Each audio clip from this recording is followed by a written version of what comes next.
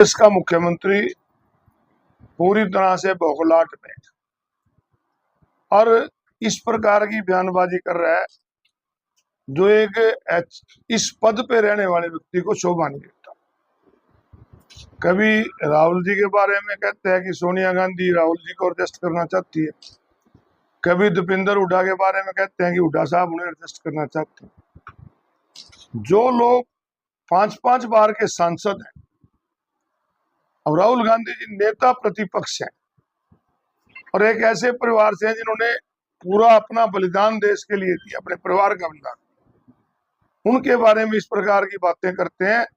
पूरे देश में 67% सबसे ज्यादा वोट परसेंटेज में राहुल गांधी ने ली और एमपी बने, और नंबर 2 पे दीपेंद्र हुड्डा जी ने 64% वोट रोहतक पार्लियामेंट से ली।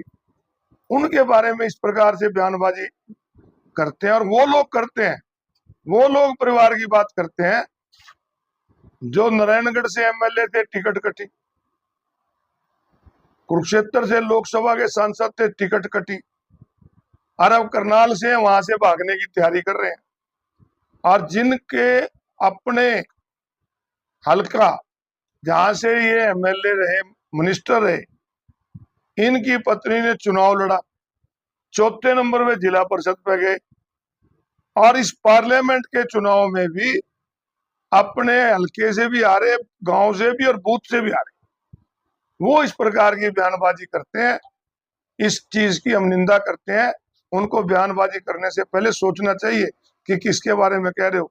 दीपेंद्र हुड्डा 5वीं बार का सांसद है, तो उस प्रकार की बयानबाजी उनको नहीं करनी चाहिए, क्योंकि आज ये बुखलाहट में, क्योंकि आज मुख्यमंत्री की बुखलाहट इस बात की भी है कि मुख्यमंत्री को पता ही नहीं होता कि क्या निर्णय हो। सुबह मुख्यमंत्री प्रेस कॉन्फ्रेंस करता है और कहता है कि चुनाव नहीं होंगे, और दोपहर बाद चुनाव की घोषणा हो जाती है, क्योंकि असली मुख्यमंत्री जो है वो अब भी दिल्ली में बैठा है। ये तो रिमोट कंट्रोल से इसे चला रहे हैं, और कई बार ऐसा उन्होंने समझा कि उनके फैसले बदलने लगा है, तो फिर इसके पर काटने के लिए चुनाव डिक्लेयर करा दिए। तो ऐसे आज विशेष रूप से मैं उनसे कहूंगा कि आप पहले अपने गिरेबान में झांको। छाछ तो बोले ही बोले, चल नहीं बोले जी, मैं सोचिए जिन लोगों ने कॉलोनियां काटने के अलावा कोई काम ना किया हो, आज उस प्रकार की बातें करते हैं।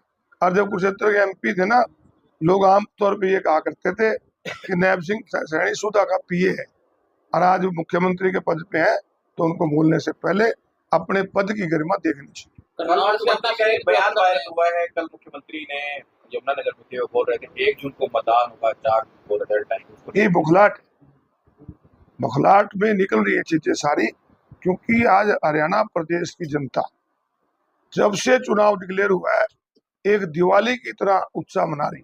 आप जगह जहां देखते हो, लोग लगातार पार्टियां दूसरी छोड़ के कांग्रेस पार्टी में शामिल हो।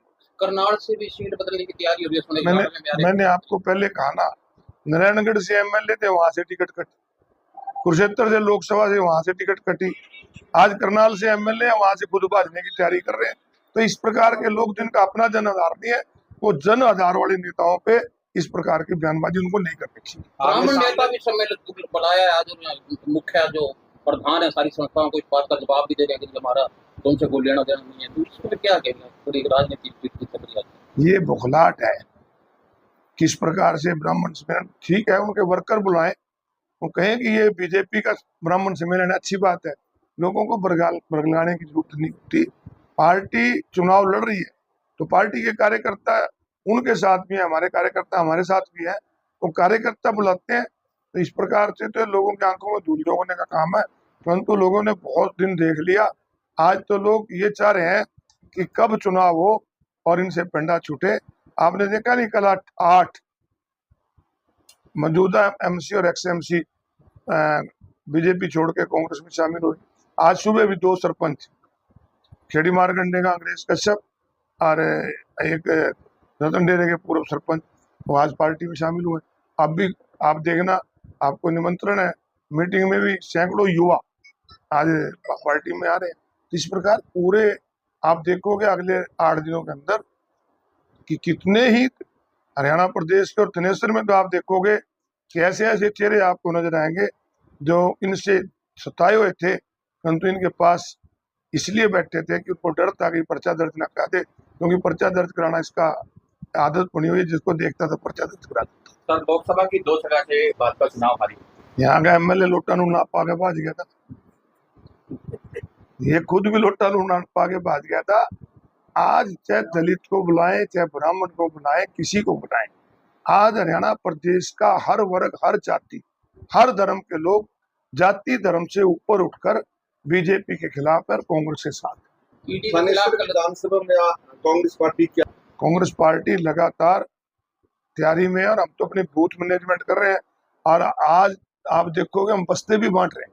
जो चुनाव की शुरुआत होती है, क्योंकि हम चाहते हैं कि जो हमारे बूथ पे बैठने वाले लोग, जो हमारे पोलिंग एजेंट हो, उनकी बाकायदा ट्रेनिंग होनी चाहिए।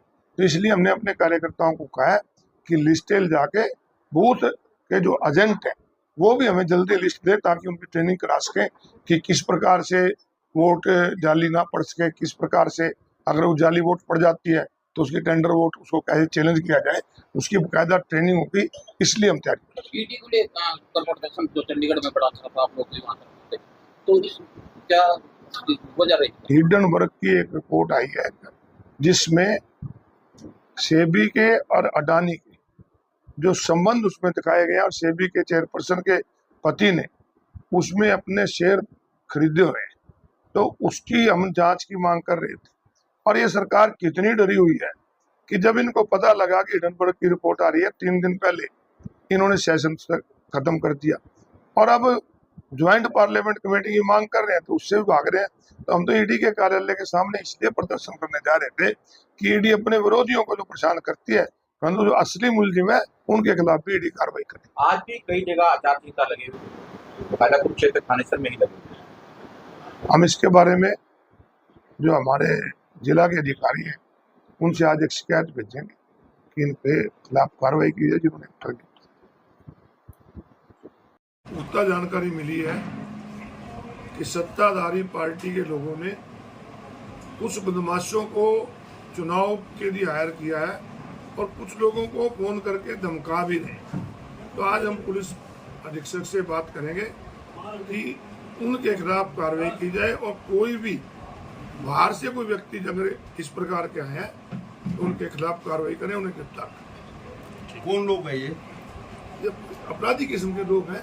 हमें जो पता लगा कि ये चुनाव में गड़बड़ी करना चाहते हैं और लोगों को धमका रहे हैं।